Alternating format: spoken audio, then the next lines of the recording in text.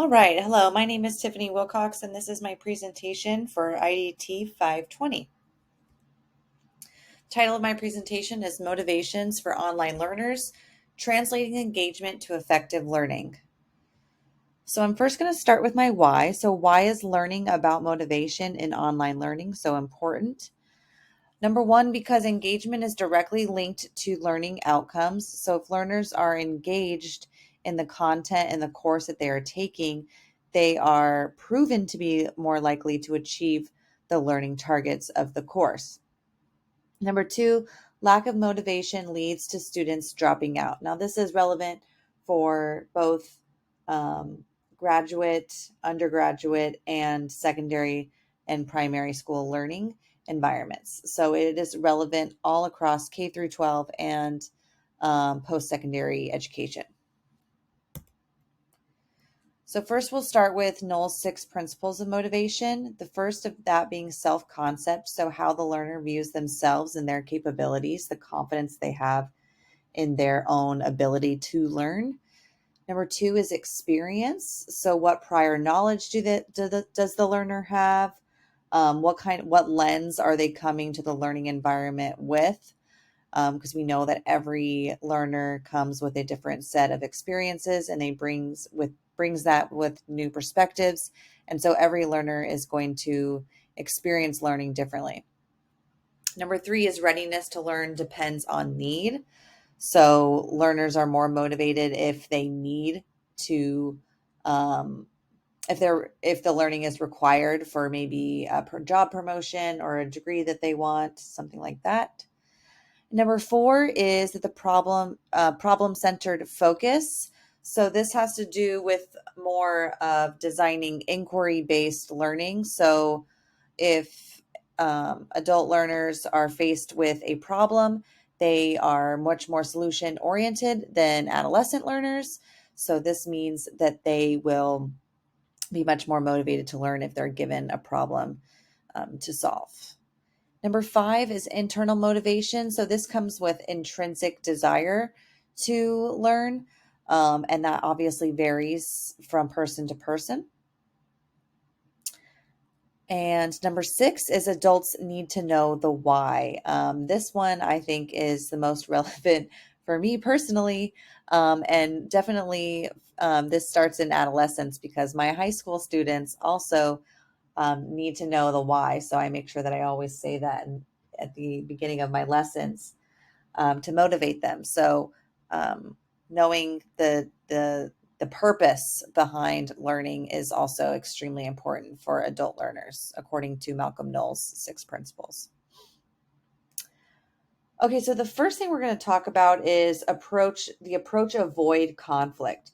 So the approach avoid conflict is the thing that you want, means that the thing that you want, so the learning outcome that the learning outcome that you want to achieve both has negative and positive effects.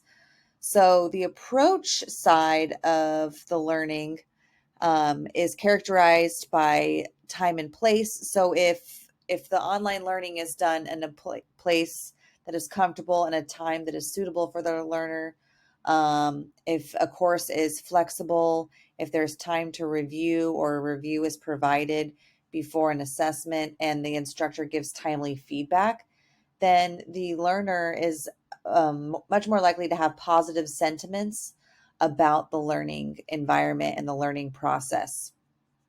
Those sentiments might include flexible, easy, and convenient. On the opposite side of the coin, if a learning environment has tokens like lack of interaction or contact from an instructor, there's coordination problems, or it's unorganized, the learning is unorganized online, or there's a slow pace of feedback, then the learner is much more likely to have negative attributes associated with this learning environment. They might attribute it to be hard or difficult, too slow or stressful or boring, even in some cases.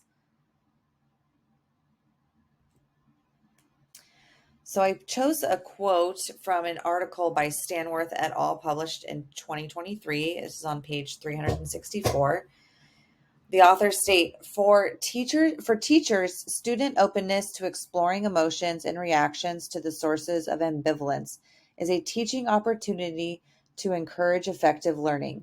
Achieving this, though, is difficult if the teacher is unaware of what pedagogical components trigger ambivalence, and such awareness is only made more complex in a remote learning context. So I wish I had known about this when I was teaching online learning. Granted, it was during a pandemic, so there was many outside factors, but um, knowing this allows teachers to reflect on the root causes of the problem of lack of student motivation. So this requires the teacher or the instructor, or this not requires, but this prompts rather the teacher to reframe the behavior. And I love this infographic here on the left because it helps the teacher or the instructor look at the learner from a different perspective. So instead of saying a student won't um, say that they can't, or instead of being judgmental, be curious. Instead of saying that the learner is defiant or willful, you are reframing your thoughts to maybe to realize that they might be too many stressors, that there might be some skill deficits. So it's coming through the lens of being more problem solving and trying to identify any barriers, any stressors that, or any environmental problems that the student might be experiencing online, and to find those barriers and remove them so the students have greater access to the learning targets or the learning outcomes. So I think that this is a really great theory to allow teachers to participate in that type of reflection. The next thing we're going to talk about is the cognitive load theory. So, the cognitive load theory says that extraneous cognitive load should be reduced to leave sufficient cognitive resources for the actual learning to take place. Now, this author, or the authors, Skolmowski and Zhu, are actually critical of the cognitive learning theory or load theory, saying that the emotional impact of learning scenarios has been found to be correlated with learners' subjective assessment of cognitive load. So they're basically saying that learners come to their learning scenarios from different experiences. And so, if one learner, for example, is experiencing emotional distress, then their level of cognitive load is going to be much less than someone who is coming from a, a calm, peaceful experience or environment or current emotional state. Their level of cognitive load might be a little bit higher. So they're saying that cognitive load theory doesn't take into account the emotional impact that has that on learners' abilities, or let's say their limits, rather. He also goes on to talk about the information reduction hypothesis that says people get better at discriminating between information that is intrinsic or extraneous for a task over time. For instance, when some of the information is irrelevant to the task. So they're also saying that cognitive load theory doesn't necessarily take into account a learner's ability to learn how to dial out unnecessary information. And then that is a learned skill that students and learners alike need to practice. And after practice, they will be able to better eliminate unnecessary information. There was a great little diagram on page 188 of this article that characterized an online learning environment where in which the designer was creating an interactive source of cognitive load and designing the activity with these learner characteristics in mind. So one learner might be more procedural and one might be more verbal. So for the procedural learner, you would assess them with a motion-based assessment, and If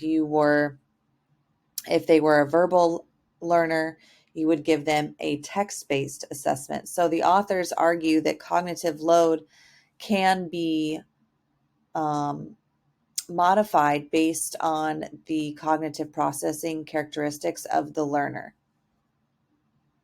And it doesn't necessarily mean that too much that that learning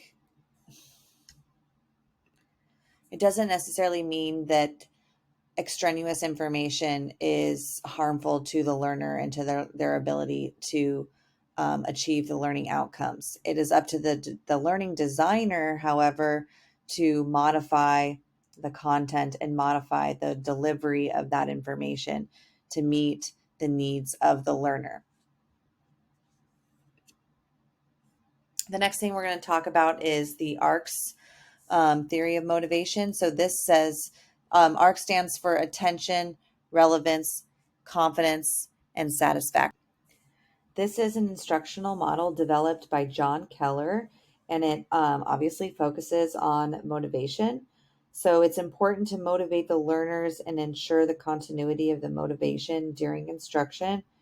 This model is particularly important for e-learning because motivating online learners is more difficult than face-to-face courses. So the ARCS model is kind of a model for teachers or instructors, and it kind of how to design or motivate their learners. So for attention, it advises that teachers use incongruity and conflict, concreteness, variability, humor, inquiry, and participation to motivate their learners.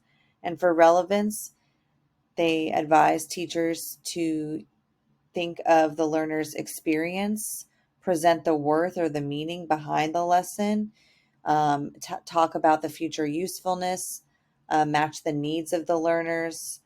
They encourage modeling and choice for students. Confidence.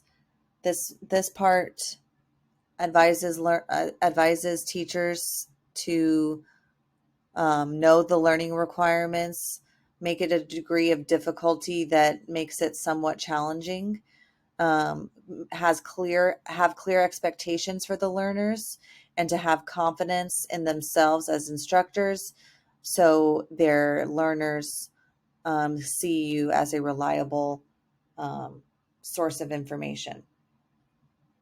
And satisfaction. So this asks teachers to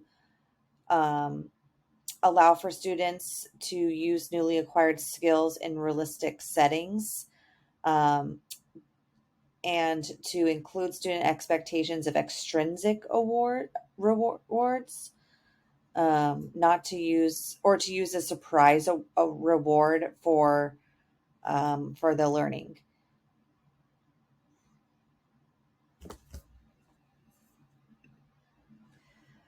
So this article by Ukar and Kumtempe in 2020 was a semi-experimental study on online learning environments to research the effects of the ARCS motivation strategy. They concluded that the ARCS model of motivational design has been used myriad of times to design motivational instructions in a wide range of educational settings, from traditional to computer-assisted instruction and distance education. The results of this study showed that the ARCS-based motivational strategies had positive effects on online learners regarding to academic performance, motivation, volition, and course interest. So this study concluded that the ARCS method really did help online instructors motivate their students, which in turn increased academic performances. The next model we're going to talk about is the short-term learner motivation web-based model. So this methodology is built on Keller's ARCS motivational model and something called the social cognitive theory. This framework includes characteristics such as attention, relevance, confidence and satisfaction from the Keller model, and self-regulation from social cognitive theory. Real-time motivational status of the learner is stored in this short-term motivation model. The method is shown in this figure here. So we first start with where the learners are surveyed regarding their motivational problems. So the researchers created a list of 28 typical motivational problems, and the learners themselves identified what problems with motivation that they have. Then the results of the surveys are analyzed, and then the researchers also analyzed disengagement detection. So they saw how long students were reading the required readings, what their click times were, how long they read. It took them from reading to starting the assessment, which indicated their real-time motivation. Because if students were reading the required readings online with much less time and they took the assessment quicker, their academic performance was obviously lower, and so was their motivation because they didn't take the time required or the time necessary to be successful in that learning.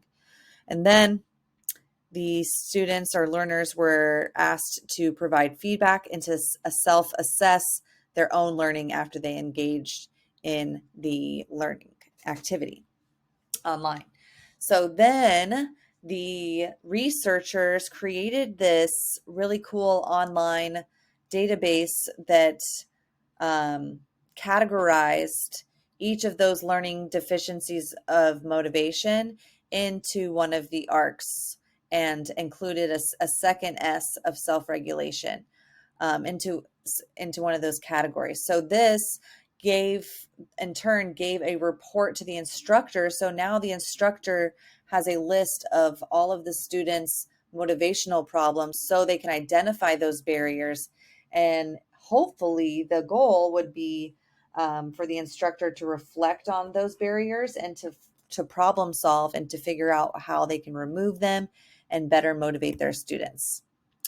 So in conclusion, in an article by Tong Mak in 2021, the researchers discovered that the learning pedagogies and the organization's online learning readiness directly affected learners' self-determination, but not their lifelong learning intention. Moreover, the relationships varied according to the gender and employment status. So it's no surprise that learners' gender and learners' employment or socioeconomic status directly affects their motivation to learning or their ability to be motivated to learn. And that helps me go to my recommendations. So my recommendations for creating online learning environments is to know your learners, remove barriers after discovering what barriers might be in place, and 3, design assessments and learning that meets those learners' needs. Thank you and have a great summer. Thanks for everything this semester. It was a pleasure having your class again, and thank you.